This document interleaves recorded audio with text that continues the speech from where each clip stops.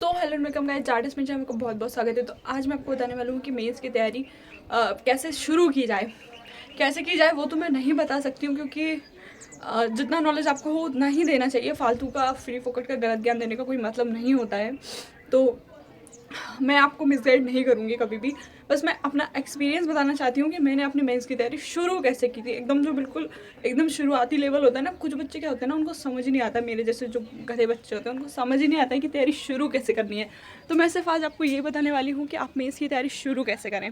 शुरू in the sense कि आपको आंसर राइटिंग कैसे शुरू करनी है, कब करनी है, और कितने क्वेश्चन दिन में लिखना है, और कहाँ से लिखने हैं। तो गाइस, जैसे कि अगर आपका प्री नहीं निकला है, जैसे कि क्या हुआ था ना, जब मेरा फर्स्ट बार में प्री नहीं निकला था, दूसरी बार में भी नहीं निकला था, तो सब लोग आपको बोलते हैं आके कि आप एक काम कीजिए, मेंस की आंसर राइटिंग कीजिए, आंसर राइटिंग मत छोड़िए, आंसर राइटिंग करते रहोगे तो एक ना एक दिन मेंस प्री निकल जाएगा। तो उस टाइम पे मुझे बिल्कुल भी समझ नहीं आता था कि आंसर राइटिंग क्या होती है। मतलब पता था, बट कैसे की जाए। मतलब एमपी एक होता है आप स्कूल टाइम पे आंसर लिखते हो, वो चीज़ अलग होती है, लेकिन जब आप कंपटीशन एग्जाम में मेंस लिखना चाहते हो, एमपीपीएससी में मेंस लिखना चाहते हो, तो वो एक अलग चीज़ होती है। तो मुझे बिल्कुल समझ नहीं आता था क्वेश्चन वगैरह कुछ भी। तो फिर मैं लेके आई एक बुक।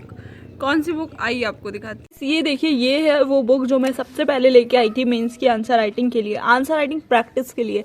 मतलब एक आप मेंस के लिए पढ़ रहे हो वो एक अलग चीज़ होती है, लेकिन आप पढ़कर और फिर उस चीज़ पे आंसर लिख रहे हो वो एक अलग चीज़ होती है। तो उसके लिए मैं लेके आई थी। मतलब ये 1989 टू 2020 तक का जो भी मेंस के क्वेश्चन है, इसमें सारे क्वेश्चन मिलेंगे आपको। तो इससे क्या होता है ना, आइए मैं आपको आगे दिखाती हूँ। इससे आपका जो कन्फ्यूज़न होता है ना कि आपको क्वेश्चन कहाँ से मिलेंगे और कैसे लिखना है, मतलब क्वेश्चन वगैरह का समझ में नहीं आता। तो इसमें देखिए सारे पेपर के प्रीवियस ईयर क्वेश्चन दिए हुए हैं। मैं आपको दिखाती हूँ, ये देखिए इसका इंडेक्स। और ये बुक मुझे इतनी अच्छी लगी थी, मैं क्या बताऊँ। ये 1 पीस ही मिला था मुझे भोपाल में, इसके बाद दूसरी बुक मिली नहीं है, लेकिन आपको मिल सकती है। महावीर वालों की है, देख लेना आप, ऑनलाइन भी मिल जाएगी अगर आपको चाहिए तो ये देखिए इस बुक में इस टाइप से यूनिट 1 और पेपर 1 का जो भी है हिस्ट्री का ये दिए हुए हैं, इस टाइप से क्वेश्चन दिए हुए हैं। हालांकि अभी थोड़ा पैटर्न चेंज हो गया है। ये बुक 2020 तक की है। अभी थोड़ा मुझे लगता है कि कुछ बदलाव हुआ है क्वेश्चन के अंकों में, तो वो शायद इसमें नहीं होगा अपडेट, लेकिन क्वेश्चन इसमें आपको सारे ओल्ड मिल जाएंगे। जैसे देखिए 2013 मेंस में आया हुआ क्वेश्चन, ये 1998 में आया हुआ क्वेश्चन, ये 1998 में आया हुआ क्वेश्चन है। तो इस टाइप से आपको इसमें सारे क्वेश्चन का वो मिल जाएगा। अभी आपको क्लियर दिख रहा होगा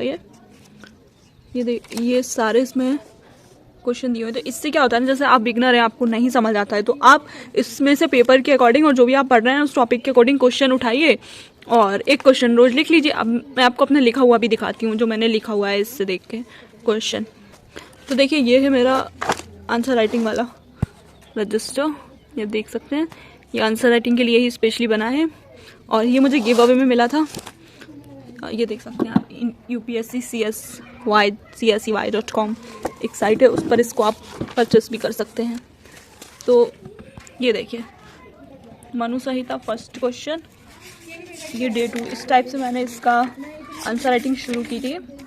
ये देख लीजिए क्वेश्चन, ये मनु संहिता हिस्ट्री, ये देखिए 1991। इस तरीके से आप लिख सकते हैं। अब क्या होता है ना, जब मैं बिगनर थी तब तो मुझे समझ ही नहीं आता था कि कैसे लिखना है, तो मैं कुछ भी लिख देती थी। लेकिन आप अपनी answer writing day by day improve करते जाइए। ऐसा नहीं है कि आपने एक दिन जो लिख दिया आप फिर वही लिखेंगे।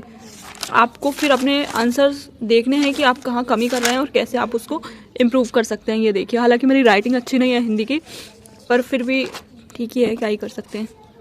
ये देखिए, फिर कुछ दिन मैंने आंसर राइटिंग की थी काफ़ी अच्छे से, फिर प्री पास आ गया तो फिर मैंने छोड़ दी थी। जैसा कि आपने देखा कि ये मेरे आंसर राइटिंग के जो भी वो था बुक वगैरह, और जो मैंने आपको दिखाई कि मैं कैसे आंसर राइटिंग मैंने शुरू की थी, कुछ भी खास नहीं। तो यही होता है, फिर जब प्री पास आ गया था तो आंसर राइटिंग छोड़ दी, फिर तब से अब तक की भी नहीं है। मतलब तो आपको क्या करना है ना, आपको किन चीज़ों का ध्यान रखना है। आपको सबसे पहले तो इस चीज़ का ध्यान रखना है कि आप क्या लिख रहे हैं, आपका क्वेश्चन क्या है, क्वेश्चन के अकॉर्डिंग आंसर आपको लिखना है। ऐसा नहीं है कि क्वेश्चन कुछ और पूछ रहा है, आप कुछ और लिख रहे हैं।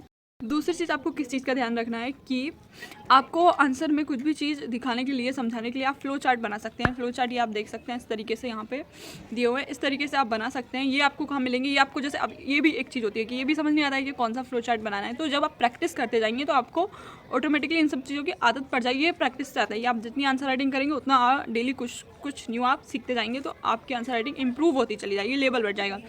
तो ऐसा नहीं है कि एक दिन 2 आंसर लिख लिए और एक दिन 10 आंसर लिख लिए और फिर अगले दिन कुछ भी नहीं लिखा। आपको ये नहीं करना है। आपको क्या करना है ना, रोज़ 2 आंसर लिख लिया। आप नियम बना लीजिए कि मैं रोज़ 2 आंसर लिखूंगी और लिखूंगा, जो भी हो जाए पर 2 आंसर तो लिखना ही है। तो इस चीज़ से क्या होगा ना कि आपका जो एकदम से आपको ये भी नहीं लगेगा कि बहुत ज़्यादा प्रेशर है आंसर राइटिंग का। बिगनर के लिए बता रही हूँ भाई, जिनका मेन से अभी 3 महीने बाद, उनको तो अपने हिसाब से अच्छे से पढ़ लो, क्योंकि उनके लिए तो काफ़ी उनको स्ट्रिक्टली पढ़ना पड़ेगा। जो भी जैसा भी आप कोचिंग वगैरह कर रहे होंगे तो उनके अकॉर्डिंग आप अपना शेड्यूल डिसाइड कीजिए। पर जो एकदम बिल्कुल स्टार्टिंग है या अभी MPPSC में आए हैं या MP मेंस अभी लिखा नहीं है एक भी बार और आंसर राइटिंग को प्रैक्टिस करना चाहते हैं, तो उनके लिए मैं बता रही हूँ कि आप ऐसे कर सकते हैं। ये बुक ले सकते हैं बढ़िया प्रीवियस ईयर वाली, और उससे रोज़ 2-2 क्वेश्चन आप लगाएंगे तो भी आपका काफ़ी अच्छा प्रैक्टिस होएगा। बाकी अपने कॉन्सेप्ट क्लियर करते चलिए, मेंस की क्लासेस लेते रहिए, प्री की क्लासेस लेते रहिए, अपना सिलेबस देखते रहिए। मेंस का सिलेबस सबसे पहले तो जो मेंस के सिलेबस की जो कॉपी है, फोटोकॉपी, वो अपने पास रखें। उसके बिना आपका मेंस नहीं निकलेगा। वो बहुत ज़रूरी होता है। आपको पता होना चाहिए आपके सिलेबस में क्या है, आप क्या पढ़ रहे हैं।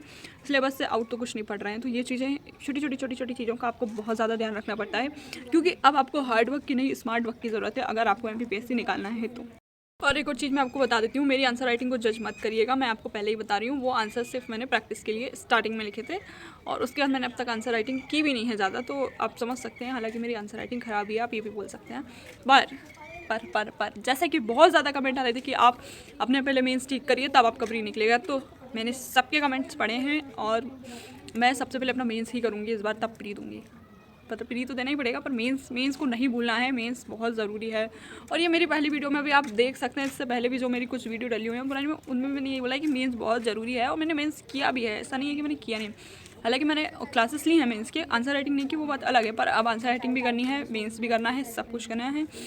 तो आपको कुछ चीज़ों का ये भी ध्यान रखना है कि आपको सबसे अलग स्मार्ट और अपने हिसाब से आंसर खुद भी बनानी है। नहीं आप आंसर कॉपी करते जा रहे हैं। स्टार्टिंग में आप ये कर सकते हैं, अगर आपको नहीं समझ आ रहा है तो आप थोड़ा बहुत समझ के अपने हिसाब से आंसर कॉपी करके लिख भी सकते हैं। लेकिन डे बाय डे आपको खुद को इम्प्रूव करना पड़ेगा, आपको आदत डालनी पड़ेगी आंसर की। और सबसे बड़ी बात, आप पॉइंट्स में आंसर लिखिए, आप फ्लो चार्ट उसमें दिखाइए, आप उसमें काफ़ी ऐसी चीज़ें करिए जो देखने वाले को अट्रैक्ट करे कि ये भाई ये क्या लिख दिया बंदे ने, ये तो कोई लिख ही नहीं पाता है। इस तरीके का आंसर होना चाहिए। ऐसा भी नहीं है कि हर कुछ ही लिख दिया, मतलब कि जो क्वेश्चन में पूछा ही नहीं है आप वही लिख रहे हैं तो सबसे अलग चला जाए, ऐसा नहीं करना है। क्वेश्चन के अकॉर्डिंग आंसर लिखना है और बेस्ट लिखना है। बेस्ट ट्राई कीजिए और स्मार्ट तरीके से ट्राई कीजिए कि कैसे आप अपने आंसर को स्मार्ट बना सकते हैं। ये कमेंट में कि कितनी बार आप मेंस दे चुके हैं, कितनी आपकी तैयारी, और मुझे सजेस्ट कीजिए ताकि मेरी आंसर राइटिंग सही हो पाए। बहुत ही अच्छे कमेंट्स आते हैं कि आप इस तरीके से अपने आंसर राइटिंग इंप्रूव करिए, आप मेंस इंप्रूव करिए, आप ये टॉपिक पढ़िए, आप ये यूनिट सही करिए।